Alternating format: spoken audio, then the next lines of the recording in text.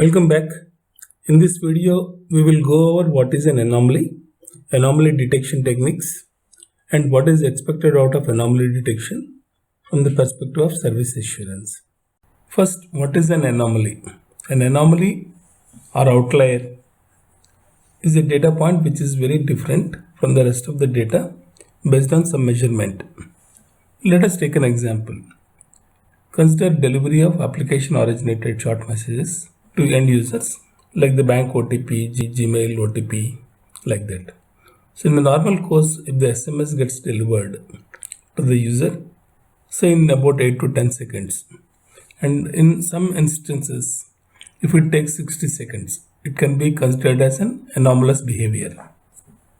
Users will be belonging to different network operators located in different places.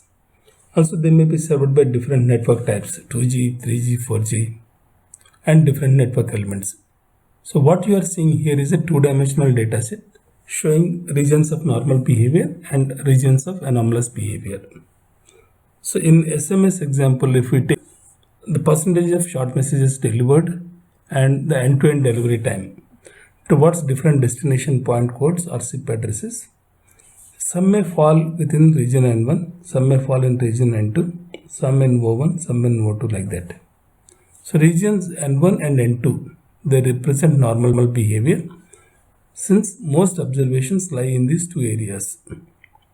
N3 could be considered as a cluster of anomalous observations or just a smaller region with a fewer data points in comparison to N1 and N2. So O1 is very different from all the dense areas and is a clear anomalous data point.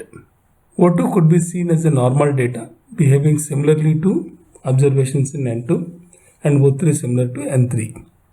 So if we zoom O2 and O3, they deviate to some extent from their adjacent regions, that is N2 and N3, and they may also be considered as local anomalies. So what is the basis on which we can consider a data point as an anomaly? So in simple case, it is based on how far a data point is from what is considered to be the normal value. But in most cases, it needs to be qualified with the context. What are the various types of anomalies? First is point anomaly. If an individual data instance deviates significantly from the rest of the observations, it can be considered as a point anomaly. For example, a credit card transaction, its value differs significantly from the average spend. It is a point anomaly. In practice, different data values may be related to each other in time, space, or through some relationship between the data items. Second one is contextual anomalies. So if we consider a particular data instance, it may seem normal, but taken in a context, it is anomalous. For example, an observation of 48 degrees temperature in Delhi in winter, it is an outlier. Collective anomalies. So the individual data instances may not be considered as anomaly, but collection of related data instances can be considered as anomalous. Take for example, hourly count of SMS delivered by the SMSC.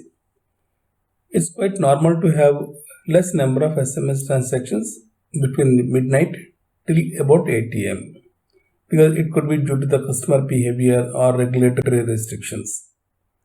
But if the same low value exists for an abnormally long period even after 8 am, then it is an anomaly. Anomaly detection is the process of identifying the unexpected events in datasets, that is, data points which deviate significantly from the rest. The amount of deviation or anomaly score is a measure of strength of the anomaly or a measure of probability that a data instance could be an anomaly. So anomaly detection methods are specific to the type of data. Like in our context of KPI anomalies, they refer to unexpected patterns of data that occur at a single time instance or over a prolonged time period. So these anomalous data points could be connected to a customer affecting problem or an abnormal event in the network.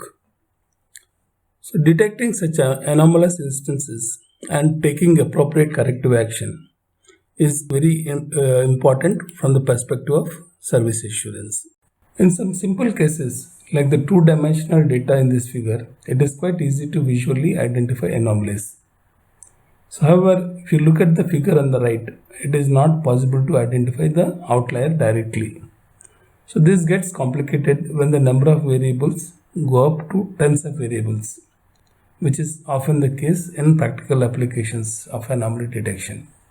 So, we discussed earlier that an outlier is an observation or point that is distant from the other observations or points, or the outlier is an observation whose probability of occurrence is low. So, how to quantify an observation with respect to other observations to qualify it as an outlier?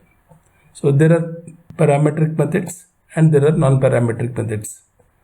Parametric methods assume that the data can be modeled by a probability distribution, like such as normal distribution, having a mean, standard deviation, like that. In the non-parametric methods, there is no assumption made as to how the data is distributed. Then we can do a univariate analysis or a multivariate analysis. So in a univariate analysis, we study a single variable or single KPI at a time. Whereas in a multivariate analysis, a selected group of KPIs are studied at a time to identify the outliers. So which approach and which analysis is the right answer?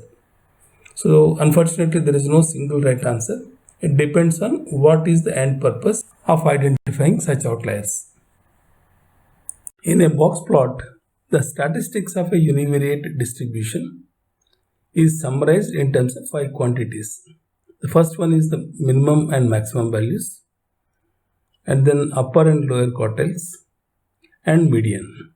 So any data instances which are greater than Q3 plus 1.5 times the interquartile range is considered as an anomaly.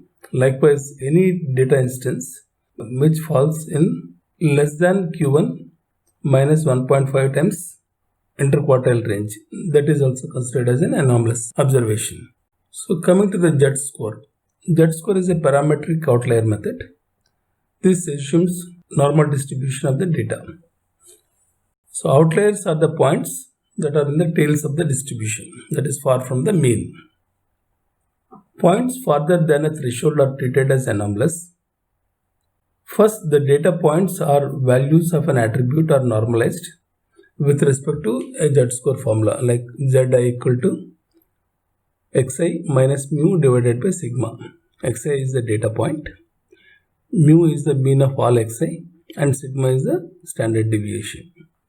So if the normalized value of the data point it is greater than the threshold, then it is treated as an outlier. Commonly used threshold values are 2.5, 3 and 3.5.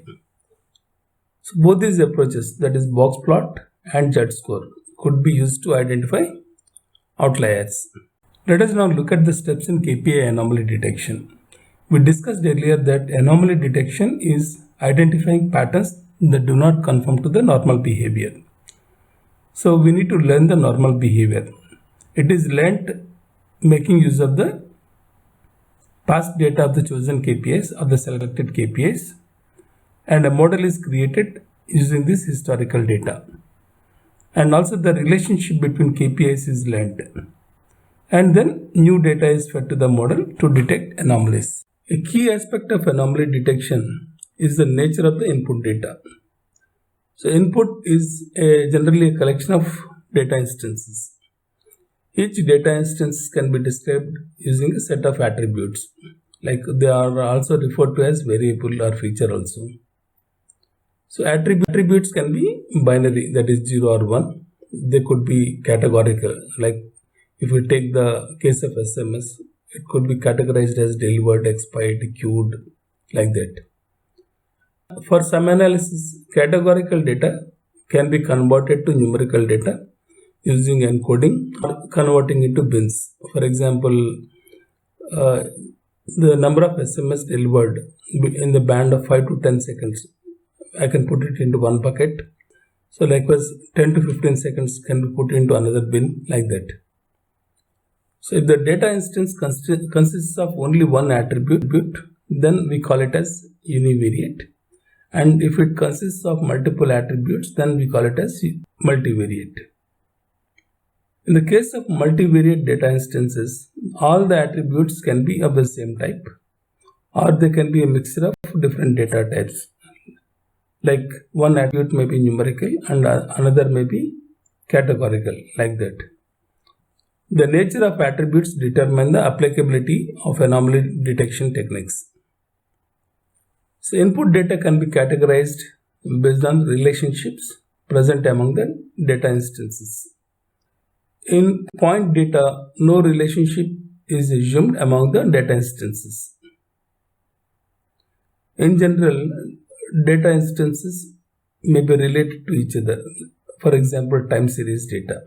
Another aspect for anomaly detection technique is the manner in which the anomalies are reported. So typically the outputs produced by anomaly detection techniques fall into two types. One is labels and second one is scores. In labels, each test instance is assigned a label which says that whether the instance is normal or anomalous. Second one is scores. Scoring techniques assign an anomaly score to each test instance. Score is indicative of the degree to which an instance can be considered as an anomaly. So you can choose a threshold. Okay, you can say that beyond this threshold I will consider it as anomalous, and less than this threshold I will consider it as normal. We discussed box plot and Z-score. So we will now come to machine learning based anomaly detection. So the data sets in our case would be KPI data. We need an algorithm which maps input to an output. The input to output mapping can be accomplished in three ways. One is supervisory model, two is semi-supervised model, third one is unsupervised model. Supervised anomaly detection techniques have the assumption that a training data set is available. Each instance of the training data is tagged as normal or anomalous on the basis of certain characteristics of the attributes. For example, if we take PDP success rate greater than 98%, if it is assumed as normal, all data instances which have PDP success rate greater than 98% are tagged as normal and less than 98% are tagged as anomaly. So once we have the training data with each instance labeled, a classifier or model is built which can differentiate normal and anomalous classes. So any new data instance is compared against the model to determine which class it belongs to, whether it is anomaly or whether it is normal. So the training process continues until the model achieves a desired level of accuracy on the training data. So this approach is practically difficult due to the assumption that anomalies are known and labeled correctly. So for many applications, anomalies are not known, especially in telecom, because they happen more spontaneously. So semi-supervised anomaly detection uses training and test data sets. However, training data only consists of normal data without any anomalies. So in our scenario, this data means a data which is available when there is no outage or there is no service degradation. So the basic idea is that the model knows the normal class, and any data instance that does not fit into the model is considered as an anomaly. This technique assumes that the training data has labeled instances only for the normal classes. Since they do not ask for labels for the anomaly, they are widely applicable to unsupervised techniques. So the issue with this model is any deviation from the normal is considered as anomaly. So this can potentially result in high false alarm rate due to unseen but legitimate instances.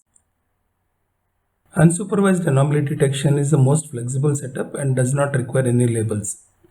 Techniques in this category make an implicit assumption that the normal instances are far more frequent than anomalies in the data. So if the assumption is not true, this method generates high false alarm rate. So there is no distinction between training and test data sets in the unsupervised anomaly detection. So typically distances or densities are used to estimate what is normal and what is an outlier. We have seen how to detect anomaly. So how do we know whether the model is good and is able to detect anomalies accurately? So the model is evaluated using these parameters. True positive means anomaly detection model detected an instance as an anomaly and is also a real anomaly. False positive is it is detected as an anomaly by the system but not a real anomaly. And false negative is not detected as an anomaly by the system but is a real anomaly. Then we have precision and recall. Precision means when the system predicted some instances as anomalies, how many times they were actually anomalies. So precision is equal to true positive divided by true positive plus false positive. So recall means out of the total real anomalies, how many times it is predicted correctly. Means recall is equal to true positives divided by true positives plus false negatives. In this video, we looked at what is an anomaly and anomaly detection techniques. As telecom data is more of a time series data, we need to understand the behavior of time series to be able to apply anomaly detection. So in the next video, we will discuss the time series in detail.